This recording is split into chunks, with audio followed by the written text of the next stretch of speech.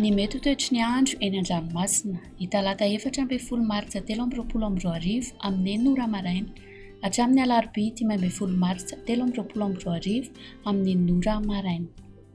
Tsy misy ny filazana fampitandremana fa entanina hatrany isika mba ho mailo.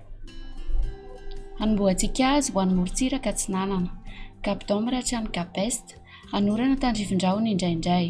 Ho avy atsimo Atsinanana andrivotra ka ho 8 hatrany 7 kilometatra isan'ora. Adimpanonja na Anonjaben-dranomasina ary ny havin'ny onja dia anodidina ny 1,5 metatra. Cap-Est hatrany Mahanoro, hanorana tandrifin-drahona indraindray. Ho avy atsimo na atsimo Atsinanana andrivotra ka ho 7 hatramin'ny 9 kilometatra isan'ora. Betehatratra 20 kilometatra isan'ora indraindray any avaratry Toamasina. Anonjaben-dranomasina ary ny havin'ny onja dia 1,5 metatra fa mety hatratra 2 metatra ny alarobia maraina. Mahanoro hatrany Taolagnaro, hanorana tandrifin-drahona vitsy. Ho avy Atsinanana na avaratra somary avaratra Atsinanana andrivotra ka ho 7 hatramin'ny 9 kilometatra isan'ora. Mety hatratra 20 kilometatra isan'ora manakaiky ny Taolagnaro. Anonjaben-dranomasina ary ny havin'ny onja dia 1,5 hatramin'ny 2 metatra. Taolagnaro hatrany Cap Sainte-Marie, andrahoana mitsitokotoko.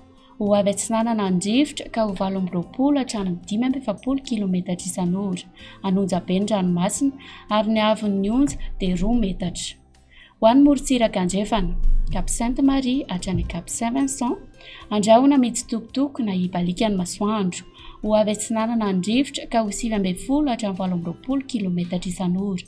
Ho avy atsimo kosa ny avaratry Toliara manomboka ny atoandro ka ho 9 hatramin'ny 20 kilometatra isan'ora. Anonjaben noho izany ranomasina ary ny havin'ny onja dia 1,5 metatra. Cap Saint-Vincent hatrany Cap Saint-André, andrahoana mitsitokotoko. Iovaova amin'ny fitsokon'ny rivotra amin'ny ankapobeny ka ho 7 hatramin'ny 9 kilometatra isan'ora. Mety hatratra 20 kilometatra isan'ora ny atsimo Morondava. Adimpanonja na Anonjaben-dranomasina ary ny havin'ny onja dia 1,5 metatra fa mety hatratra 1,2 metatra manomboka ny tolakandro. Cap Saint-André hatrany Analalava, andrahoana mitsitokotoko. Ho avy Atsinanana andrivotra ka ho 20 hatramin'ny 17 kilometatra isan'ora fa ho avy avaratra ny atoandro ka ho 7 hatramin'ny 9 kilometatra isan'ora. Adimpanonja ny ranomasina ary ny havin'ny onja ny manodidina ny 1,5 metatra. Analalava hatrany Cap-d'Ombre, hanorana tandrifin-drahona vitsy ny alina. Ho avy atsimo Atsinanana andrivotra manakaiky ny Cap-d'Ombre ka ho 20 hatramin'ny 17 kilometatra isan'ora. Iovaova kosa ny Kafa ka ho 7 kilometatra isan'ora.